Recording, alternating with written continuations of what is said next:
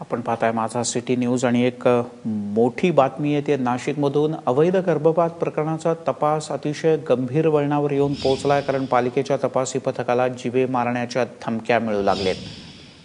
पालिकेच्या 7 आरोग्य अधिकारी हे सध्या काहीसे दहशती खालती आहेत। सागर वैद्य आपले प्रतिनिधी आपल्या सोबत आहेत। सागर, काय माहिती आणखी? मिलिंद, खरं तर अवैध गर्भपात प्रकरण जे आहे त्याच्यामध्ये अनेक सरकारी अधिकारी, सरकारी डॉक्टर आणि काही खासगी रुग्णालय यांचे लागेबांधे असल्याचं प्रथमदर्शनी जे आहे ते पाहायला मिळतंय। गेल्या 6 दिवसापासून या संदर्भातले अनेक चौकशा, छापेसत्र हे सगळं सुरू आहे आणि त्याच्यामुळे आता अशा पद्धतीनं स्त्री भ्रूण हत्या करणारे जे रॅकेट आहे त्यांचं धाबदन आणलंय आणि त्याच्यामुळे ज्या लोकांनी हे रॅकेट उघडकीस आणलं त्या आरोग्य विभागाचे जे 7 डॉक्टर्स आहेत त्यांना आता धमक्या द्यायला सुरुवात झालेली आहे।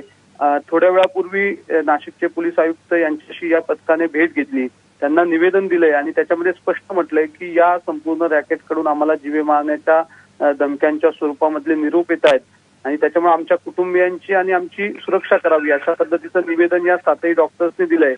धक्कादायक बाब म्हणजे 190 स्त्री भ्रूण हत्या झाल्याचा संशय जिल्हा रुग्णालयावर व्यक्त केला जातोय। जिल्हा रुग्णालयातल्या ज्या डॉक्टर आहेत त्यांचे खासगी दवाखाने संशयात सापडलेले आहेत।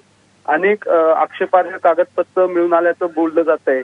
आरोग्यमंत्र्यांनी ज्या प्रकरणात लक्ष घातलं, पथक पाठवलं, त्या प्रकरणामध्ये जर अशा पद्धतीने धमक्या दिल्या जात असतील तर ही गंभीर गोष्ट आहे आणि हे रॅकेट जे आहे हे किती मुजोर आणि गुंड पाळणार आहे हे सगळं आता या निमित्तानं पुढे येतंय आणि हे प्रकरणही मोठी कुठली तरी एक घटना उघडकीस आणेल असंही या सगळ्या तपासामध्ये आता पाहायला मिळतंय। अपेक्षा आहे की नाशिकचे पोलीस या सगळ्या प्रकरणात संबंधित डॉक्टरांना पुरेसं आणि योग्य ते संरक्षण देतील। तुर्तास धन्यवाद या सगळ्या माहितीबद्दल।